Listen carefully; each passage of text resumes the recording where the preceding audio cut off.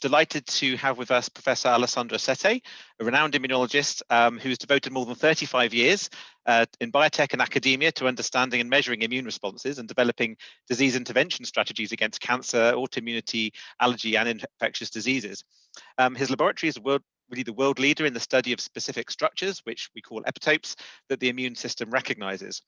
Dr. Sette has overseen the design and curation efforts of the National Immune Epitope Database, which many of us will be very familiar, which is a freely available, widely used bioinformatics resource. The IEDB catalogues all epitopes for humans and experimental animals for allergens, infectious diseases, autoantigens, and transplants, including epitope prediction tools to accelerate immunology research around the world.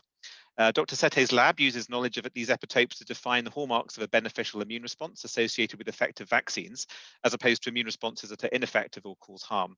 The lab's infectious disease interests are very wide, including SARS CoV2, dengue, Zika, Chikungunya, herpesviruses, poxviruses, lassa fever, HIV, and hepatitis viruses, as well as bacterial pathogens like TB and pertussis. Dr. Sette is a doctor in biological sciences from the University of Rome and did his postdoc work at the National Jewish Center for Immunology and Respiratory Medicine in Denver, Colorado. In 1988, he joined the newly founded company called Cytel in La Jolla and was also appointed adjunct assistant professor at the Scripps Research Institute. He founded Epimmune in 1997, where he served both as VP of Research and Chief Scientific Officer until 2002, when he joined La Jolla Institute of Immunology as head of the Division of Vaccine Discovery. He also heads the Center for Infectious Disease at La Jolla Institute.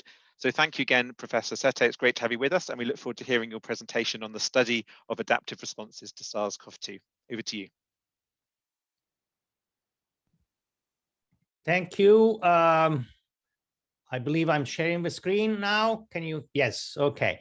So let me jump right in, hopefully.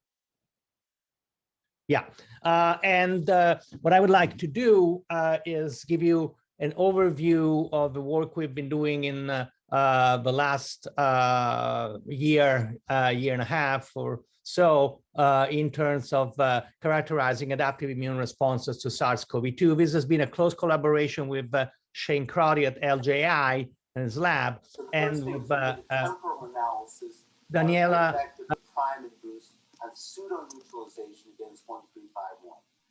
Sorry, Alessandro, can I just ask you to unmute again? My fault. I was just trying to mute somebody else. Okay. Sorry. So anyway, close collaboration with the lab of Shane Crotty and Daniela Weisskopf, an assistant professor at LJI, and Alba Grifoni, an instructor at the LJI, and strong collaboration with UCSD, with Murdoch for HLA typing, and many other postdoc graduate students and collaborators throughout the year.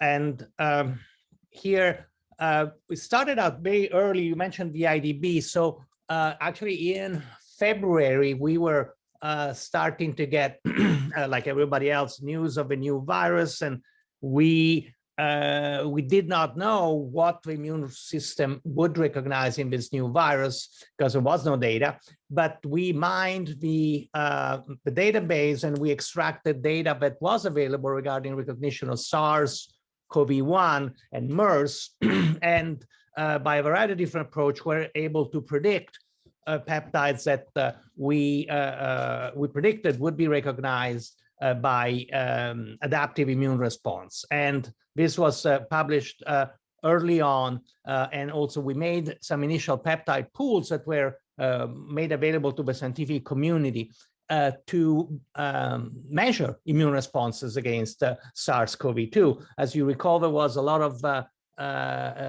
debate early on whether this virus would be immunogenic, maybe it was poorly immunogenic. Other people were concerned that the response would be downright detrimental because of potential links with acute respiratory syndrome and so forth. So that is all good, but if you can't measure an immune response, you can't really argue whether you like that picture or not. So our focus was developing reagents to accurately measure immune responses. And we did do an initial studies in recent convalescent donors. This was done by design because we wanted to have an idea, what does immune response look like in someone that had uncomplicated SARS was not hospitalized. So a success story where the immune response had successfully fought the virus.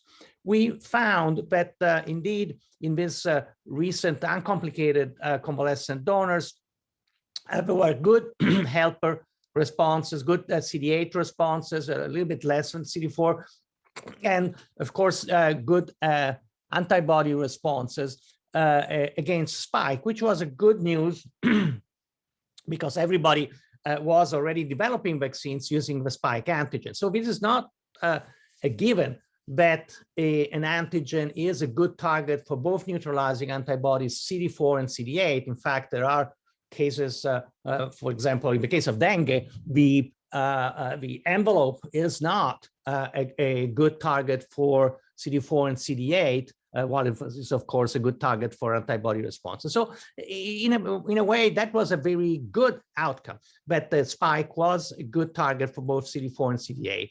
We also saw that there were responses widely distributed against the other structural and non-structural protein and peptides encoded in the SARS genome and proteome. So, and this raised the possibility early on that these additional targets could be used to increase vaccine breadth and also raises the issue that to get a complete answer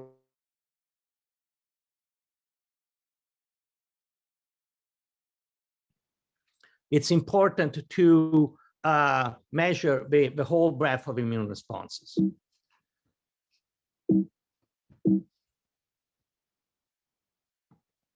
So at that point, we turned our attention to study immune responses in the acute phase. And this was published in another Cell paper that came out a few months after the Grifoni paper.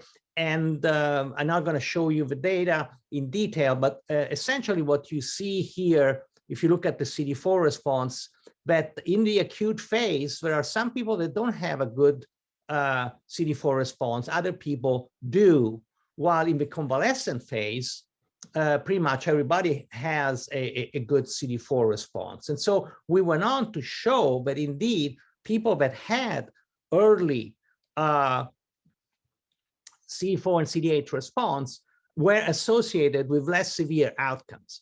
And this was in the Moder-Baker paper, and also we had another paper early on in collaboration with Roy de Vries group in the Netherlands, reaching similar conclusions. So that early responses are important, associated with a more favorable outcome. And in a way, it stands to reason. The other observation that we made was that really coordinated responses were particularly beneficial in the sense that people having only one type of immune response, either only CD8 or only CD4, were not as effective of having all three type of responses. In a way, you could say, if you're fighting a war against an attacker, it's better if you fight a war using both the Navy, the Air Force, and the Army, and not just use one branch of your response capability. From there, we went on and asked the question, how long does the immune response last? And this is, of course, a question that is key, but could not be answered early on in March or April, because simply put, we did not have enough time. And so to really know how does immune memory evolve and settles, you need to wait about 6 to 8 months when past the initial phase of expansion and contraction, things settle to a plateau. This was published eventually in early 2021. We measured both antibody and B cell memory responses, helper T cells and killer T cells in about a little bit short of 200 people. This is the largest study, at least to the best of our knowledge, that anybody has performing any respiratory virus. And this is the bottom line. We see here, these are IgG or neutralizing titers or IgA, fairly stable responses. Also CD8 and CD4 responses are decreasing very slowly, and memory IgG positive cells actually increase over the first few months. So stable responses up to 6 to 8 months. We're now following later time points.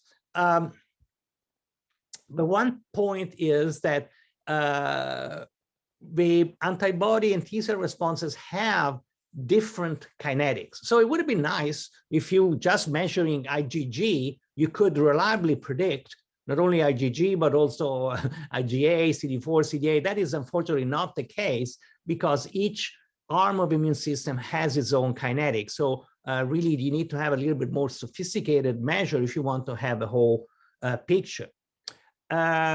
The other point, as you can see here, these are log scales, and the responses are very, very variable from one individual to the next over the course of several logs. This also means that while 80 or 90% of the people have a durable response after being infected, that is not guaranteed. About 10% of the people do not have a long-lasting immune response, which again suggests that even after being exposed to natural infection, it's important to get vaccinated. We are also quite interested in understanding better why is the response so variable. Factors like HLA, sex, age, ethnicity, perhaps exposure, how strong was the inoculum, and how does this variety of different presentation of immune responses ultimately correlates with the presentation at the level of disease severity, which is also quite variable from asymptomatic to death. One thing that was also noted early on by us and many other groups around the world, the groups in Germany from Thiel's group, Bertoletti in Singapore, Roy de Vries in the Netherlands, groups in the UK, people saw that there was some pre-existing immune reactivity, especially in CD4, and especially against the rest of the genome. Spike was less so. There was some pre-existing immune reactivity that recognizes SARS CoV2 epitopes, despite the fact that these people were never exposed. In fact, we were looking as a negative control initially, and these were people that we had blood donations from the 2015-2018 period, so we could not have been possibly exposed to SARS CoV2.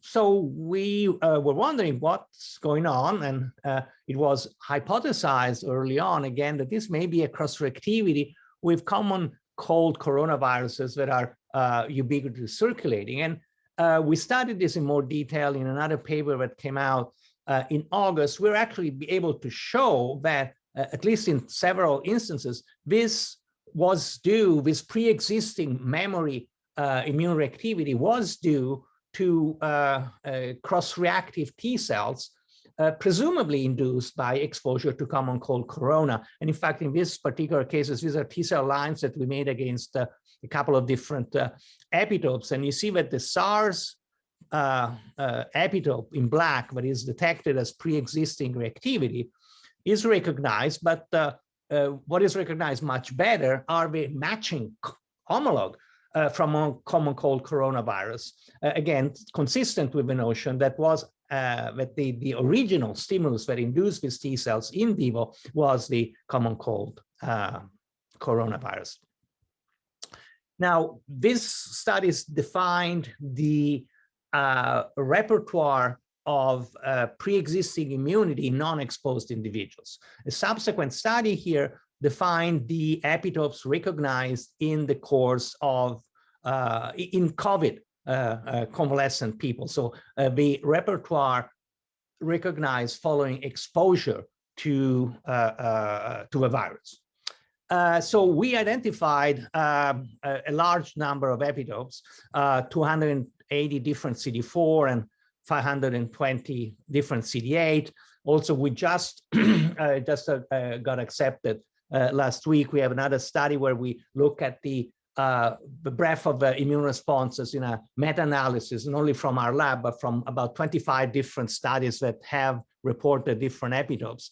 And to date, there's about 1,500 different epitopes that have been described by different laboratories recognized in the context of SARS CoV2. So a fantastically broad repertoire.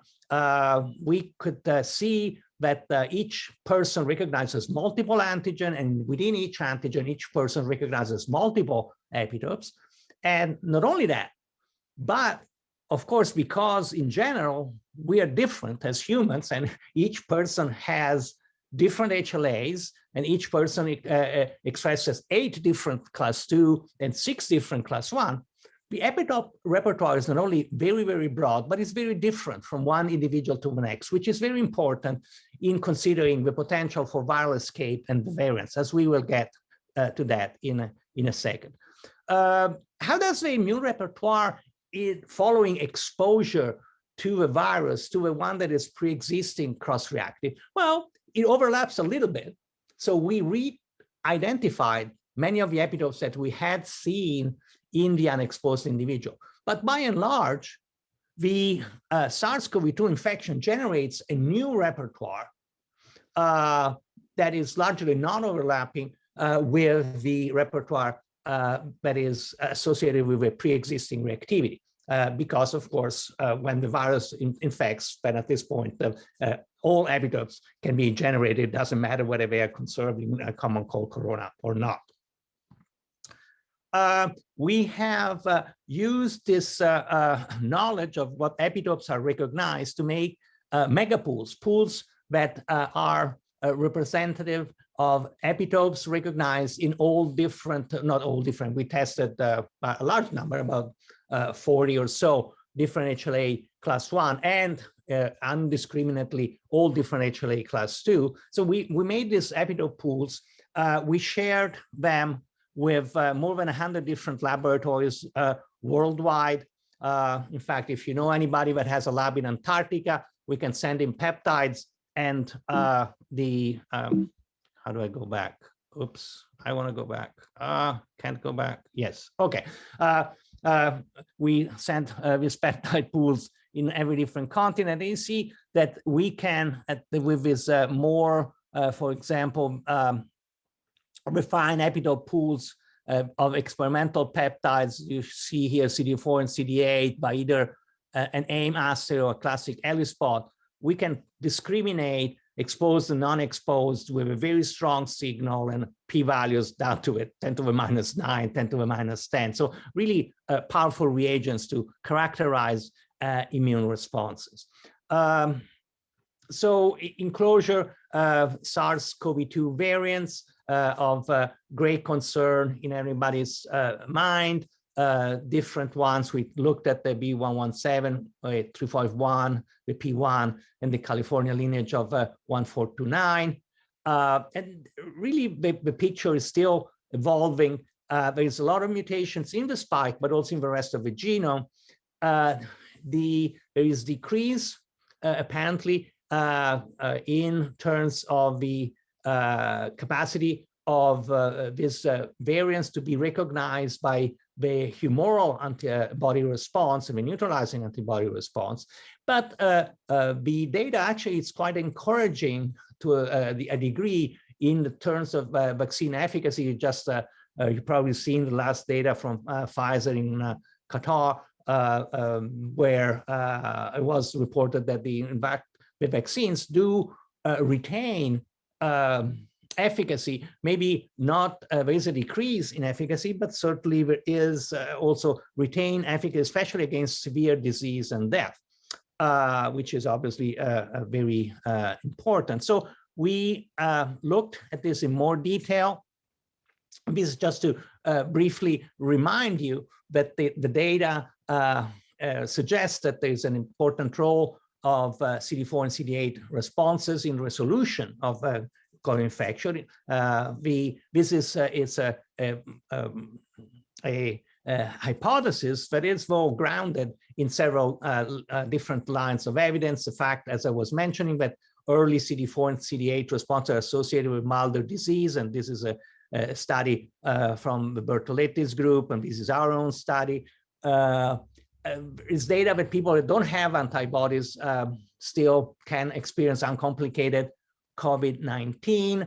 The temporal association with CD8 and CD4 responses in COVID and vaccination. And in fact, this other study, again from Bertoletti's group, showed that really the onset of vaccine-induced protection doesn't necessarily correlate with neutralizing antibodies, but with either non-neutralizing antibodies or the appearance of T cells. So we think that T cells may have an important role, certainly presumably in modulating disease severity. Based on that, we looked at responses here. You see, we looked at the responses to convalescent donor to spike, either by the AIM assay or classic ELISpot assays. And you see still there's no decrease if you look at the AIM assay, which is more sensitive. There is a bit of a decrease when you look at the ELISpot. In fact, there is a statistically significant decrease from 45 spots to 39 or 38 spots. But this is really a little bit, these decreases are well within the range of what you see in terms of variability from one donor to the next. The response against the variant is still totally a Th1. To also have a better idea of the quality of the response, we titrated and to measure the antigen sensitivity, and there is no difference really in antigen sensitivity of the responses, either CD4 or CD8 against the original Wuhan sequence or the variants. Of course, these are infected people, so they will have T cells against all antigens, not just spikes. So if you look at the sum of all antigens, there is no decrease. In fact, I mean, it's difficult to see, but if anything, the response against the variant is increased compared to the ancestral Wuhan sequence. Same picture in vaccination, strong CD4 and CD8 responses maintained in the case of the AIM assay or the ELISpot assays, with some decreases, but well within the range of what is the variability of the assay, variability of the response of donors to vaccination. We also looked at more globally at the response, at the conservation of the defined epitope, experimentally defined epitopes. And we see, consistent with the fact that we see there is a really very limited decrease or change in T cell activity, but the vast majority of the CD4 and CD8 epitopes, whether you look at spike or all proteins, is largely conserved in the 4 different variants we have analyzed and of which I'm showing you the data today. So that's the end, just hitting some of the high points. There are robust CD4 and CD8 responses in convalescent, uncomplicated cases. There was reactivity detected in non-exposed subject that was reconciled in at least some cases to be due to cross-reactivity, common cold. In concert with that, in parallel, we defined the targets of CD4 and CD8 responses in COVID patients, an amazingly broad pattern of responses. If you look at what we have defined and also the rest of the world, so to speak, everybody's coming together, showing it. It's like hundreds and now more than 1,000 different epitopes being recognized. Speed is key. Coordinated adaptive immunity is key. That's what is coming out of studies of acute and severe cases. And in the case of T cell responses induced by natural infection, we see responses durable up to 8 months. We are in the process of looking at, of course, the responses induced by vaccination. Many different labs, of course, are interested in this point. And the impact of variants on T-cell responses is really very limited, which fits well to the fact that even in spite of decreases in neutralizing capacity at the antibody level, luckily we see a limited impact in terms of disease severity. And with that, I thank you for your attention, and I love to answer some questions. Great, thank you so much indeed, Alessandro. That's fantastic. I have a quick question just to kick things off in regards to the some of the earlier slides where you were showing about the commonality of SARS CoV2 and the class 2 restricted responses with other viruses, the coronaviruses. Interestingly, I guess that they seem to have the same core 9mer, and I guess there were some the sequence changes were more on the N and C terminal overhangs, which is not too surprising. And presumably, where there were other changes that were just right in the groove, that was just not TCR facing or MHC binding residues. Is that kind of your take on some of that, the reason for those responses that were seen? Yes, I have to confess that we have not spent a lot of time trying to dissect. I mean, certainly would have been nice if it would be an immediate algorithm which you can say, oh, if you have at least a 63% homology and 2 changes here and there, it's hard to tell. Also, bear in mind that a lot of the screen that we and everybody else does is done with overlapping 15mers. So the frame in which the epitope is recognized may be a little bit variable. So overall, it is certainly true. Let's say, put it in another way, it's certainly true that out of a 15mer, really maybe what matters is 9, the core, and of those 9 amino acids, maybe if the anchor residues can be changed as long as they retain binding, and so it's hard to predict exactly just basing on the sequence. Yeah, thank you. Just time for one question from Ranjan. Would you like to unmute, Ranjan?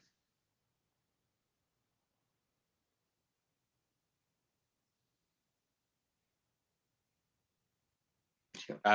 Perfect. Thank you.